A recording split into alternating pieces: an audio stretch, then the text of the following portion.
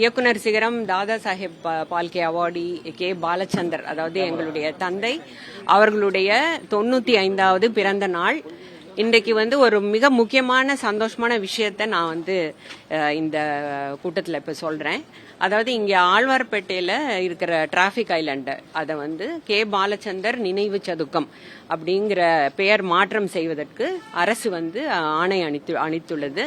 இதற்கு மிகவும் பாடுபட்ட கே பாலச்சந்தர் ரசிகர்கள் சங்கம் சார்பாக அதோட செக்ரட்டரி பாபு, தலைவர் ராஜேஷிலிருந்து அந்த டோட்டல் குழுவுக்கும் எங்கள் கவிதாலயா நிறுவனம் சார்பாக இதற்காக உழைத்த எல்லாருக்கும் மற்றும் அவருடைய ரசிகர்கள் எல்லாருக்கும் அவருடைய அசிஸ்டன்ஸ் எல்லாருக்கும் இந்த சமயத்துல நான் நன்றி சொல்றேன்.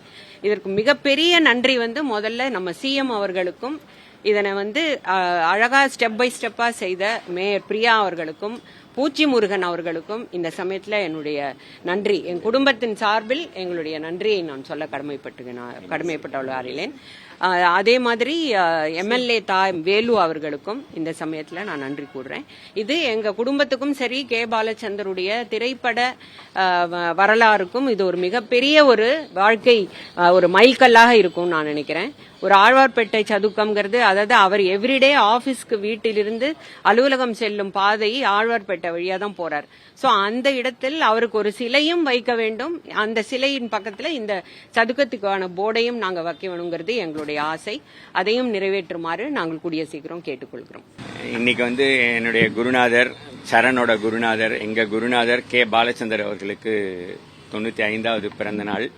இதை ரொம்ப ரொம்ப மகிழ்ச்சியான ஒரு விஷயமா மாத்தி இருக்கிறது. அவர்கிட்ட பல வருடங்கள் ஒளிப்பதிவு துறையில உதவியாளராக வேலை பார்த்த இந்த பாபு, இவர் தான் பாலச்சந்தர் ரசிகர் சங்கத்தினுடைய செயலாளர். நடிகர் ராஜேஷ் அவர்கள் தலைவராக இருக்காரு. அவருக்கு தமிழ்நாடே ரசிகர்கள் தான். நம்ம ஒவ்வொருத்தரும் அவருடைய ரசிகர்கள் தான். எனக்கு சரணுக்கெல்லாம் கிடைச்ச அதிர்ஷ்டம், அவர்கிட்ட நாங்கள் அசிஸ்டண்டாகவும் வேலை பார்த்தோம்.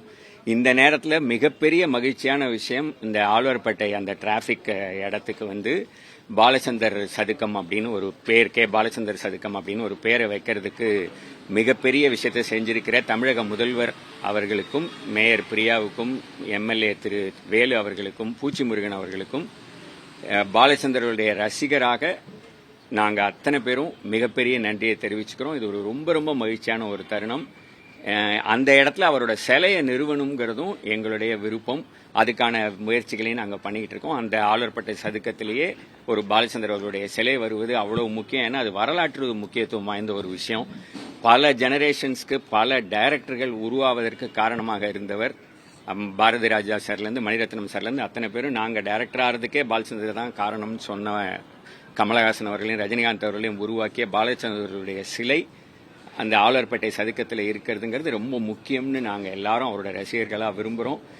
கலைஞர் அவர்களுக்கும் பாலச்சந்தர் அவர்களுக்கும் இருந்த நட்புங்கிறது ஊர் அறிந்தது, இந்த தமிழ்நாடு அறிந்தது.